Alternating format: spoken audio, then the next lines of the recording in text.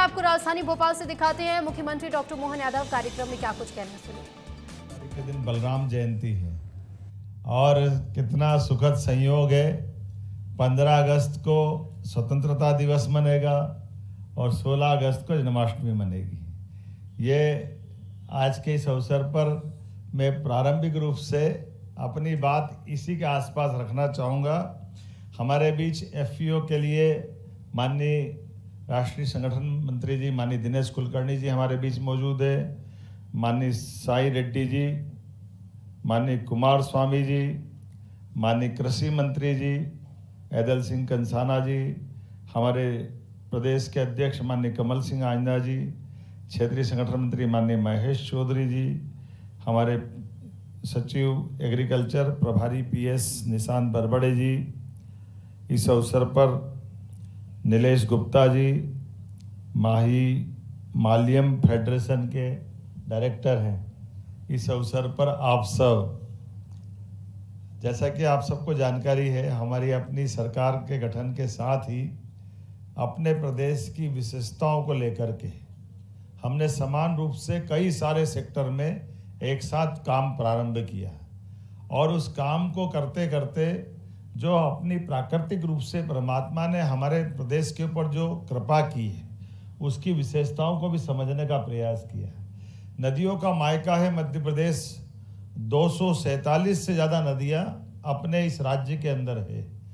बड़ी बड़ी नदियाँ जो उत्तर भारत से लगा करके अपनी अपनी यात्रा गंगा यमुना जो हिमालय से निकलती है, वैसे तो उनकी ग्लेशियर से बर्फ़ के पहाड़ से उनकी जल राशि आती है, लेकिन सच में उनकी धारा को पुष्ट अगर कोई करती है तो हमारी वन आच्छादित मध्य प्रदेश की नदियां हैं जो उस धारा में धारा मिला करके एक अलग प्रकार से दुनिया भर में हमारी गंगा जी का महत्व, जमुना जी के माध्यम से जमुना जी चंबल, चंबल के पहले पूरा मालवा, और इसी प्रकार से सोन नदी बाद में छत्तीसगढ़ से होते हुए बिहार के बाद से गंगा जी की धारा गंगा से महासागर बना करके अपने एक तरह से उनकी यात्रा पूरी कराती है।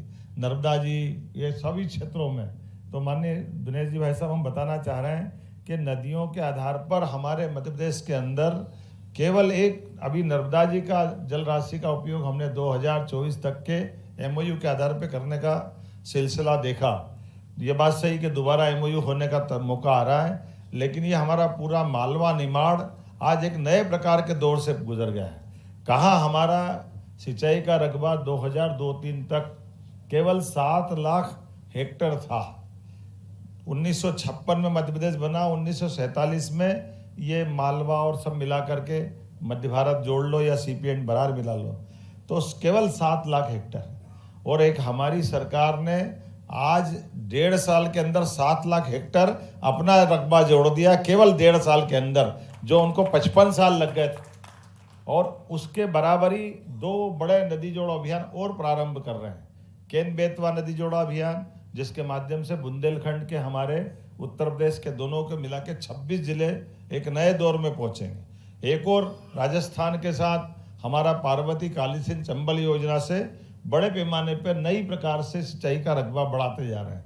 तो ये हमारी सिंचाई का रकबा बढ़ाते हुए खेती का दायरा बढ़ाने का काम भी चल रहा है। लेकिन ये भी बात सही कि हमारी फसल के उत्पादकता में राज्य की कृषि विकास दर तो बहुत ज़बरदस्त है, लेकिन फूड प्रोसेसिंग बहुत बड़ी चुनौती।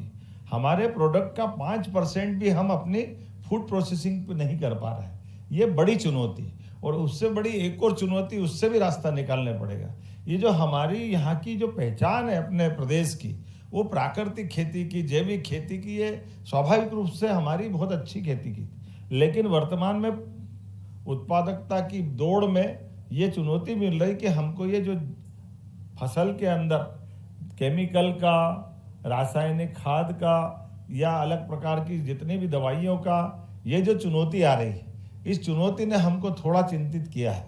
ये अच्छी बात है कि आज नए नए प्रकार के बीज उत्पादन आ रहे हैं, किसान संघ की भी मदद मिलेगी, और ये कई प्रकार की जो स्वाभाविक रूप से खेती हमारी होती थी उससे भी इतर आकर के थोड़ा सा चुनौती आ रही है।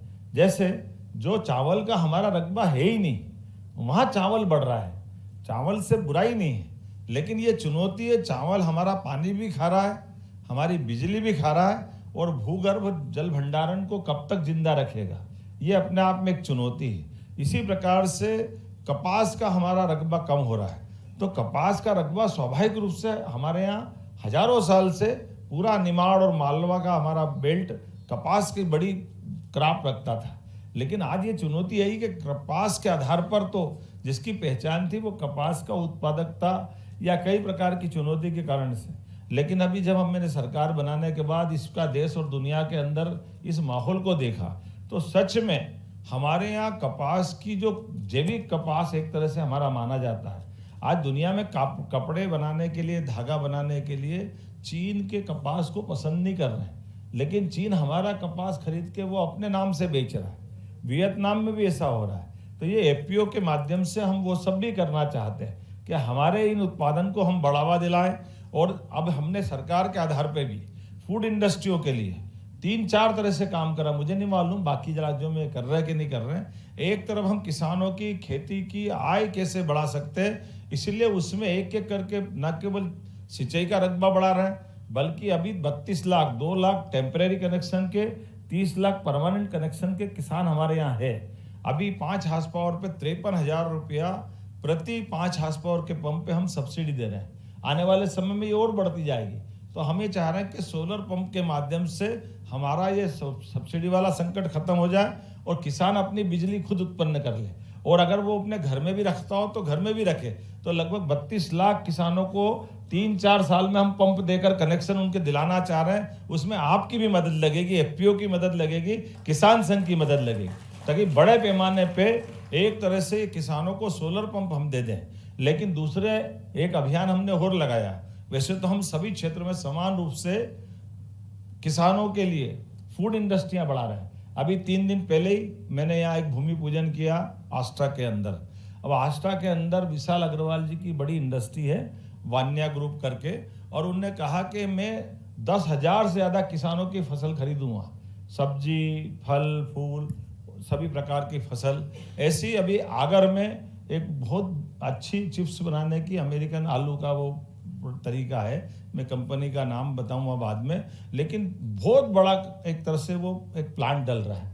तो ये हमारे मालवा के अंदर वो आलू उत्पादन के लिए आलू का बीज भी वही देंगे, खरीदेंगे भी वही, और उसी से वो अपनी चिप्स बनाएंगे। अब ये बात तो सही है कि वो बाहर वाली बड़ी कंपनियां जो हमको मदद करेगी, लेकिन लोकल लेवल पे भी लोगों को मदद कराने के लिए हम तो एफपीओ को भी आपके माध्यम से आज तो अपना ये कार्यक्रम एक तरह से परिचयात्मक कार्यक्रम मान ले, लेकिन एफपीओ को देखकर मुझे भी लगता है कि मैंने कई बार पूछा कृषि विभाग से, ये एफपीओ बने इनका फायदा क्या है, इनका क्या उपयोग, ये कर क्या रहे हैं। तो अभी ये हमारे सामने चुनौती है कि वास्तव में आज इनकी सकारात्मक भूमिका नहीं है। लेकिन जब हम औद्योगिकरण की तरफ बढ़ रहे हैं तो औद्योगिकरण में लॉजिस्टिक में भी बड़ी बड़ी वेयर हाउसिंग के लिए हम कंपनियों को बुला रहे हैं, तो हमारे इन लोगों को भी जोड़ सकते हैं। और ये केवल फसल का भंडारण नहीं करे, ये प्रोसेसिंग में भी काम करे। और प्रोसेसिंग में भी हमारी सरकार के द्वारा जो एक बड़े पैमाने पे दूसरा काम कर रहे हैं कि जो रोजगार आधारित उद्योग है, उस रोजगार आधारित उद्योग पे हम बिजली में, पानी में, जमीन में, ट्रांसपोर्टेशन में ये तो मदद करेंगे ही, ब्याज में अगर अनुदान दे रहे हैं, लेकिन उससे बढ़कर रोजगार आधारित उद्योग लगा रहे हैं। तो प्रति महिला अगर बहन हमारी वहाँ काम कर रही उस कारखाने में, फूड इंडस्ट्री में, तो उसको 6,000 रुपये मैंने 5 साल 10 साल तक सरकार की ओर से लेबर आपकी कारखाना आप चलाओगे, पैसा सरकार देगी, ये हमारा अपना। और आपने इसी प्रकार से प्रति भाई अगर वहाँ काम कर रहा है तो 5,000 रुपये उसको भी देंगे, ताकि ये हम अपना बीजीएफ दे करके हम ये चाह रहे हैं कि कैसे भी करके ऐसे कारखाने जो रोजगार परक हो और हमारी फूड प्रोसेसिंग की सारी यूनिट खड़ी हो जाए। अब ये पीएस यहाँ है, आप लोग बात करना, मैं पूरी मदद करूँगा। मैं इस भाव से आया हूँ कि हमारा मध्य प्रदेश एक मॉडल बन सकता है, जिस प्रकार से हमने बाकी औद्योगिकरण की तरफ बढ़ रहे हैं। लेकिन हमारा पूरा प्रयास है कि सबसे पहले फूड प्रोसेसिंग आज जो 5% है, मैं चाहूँगा उल्टा हो जाए, 95% यही प्रोसेसिंग हो जाए अपने राज्य के अंदर।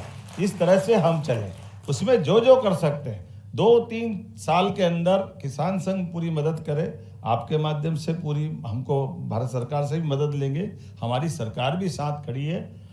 और उसी प्रकार से केवल फसल पे नहीं, दूध उत्पादन पे भी हम समान रूप से बढ़ रहे हैं। आज राज्य के अंदर 9% देश के अंदर कंट्रीब्यूशन हम कर रहे हैं। हमारा अपना दूध उत्पादन के आधार पर मध्य प्रदेश तीसरे नंबर का राज्य है, लेकिन हम इसको पहले नंबर पे ले जाना चाहते हैं। 20% दूध उत्पादन हमारे राज्य में होना चाहिए, क्योंकि हमारे राज्य की भौगोलिक परिस्थितियां ऐसी है, जहाँ खेती हो सकती है वहाँ तो पशुधन रहता ही है, लेकिन जहाँ जंगल है और किसी कारण से वहाँ वन ग्राम में वो खेती नहीं कर पाते, लेकिन पशुपालन तो कर ही सकते हैं। पशुपालन बहुत आराम से होता है। तो पशुपालन को लेकर के हमने बहुत अच्छी आकर्षक पॉलिसी बनाई।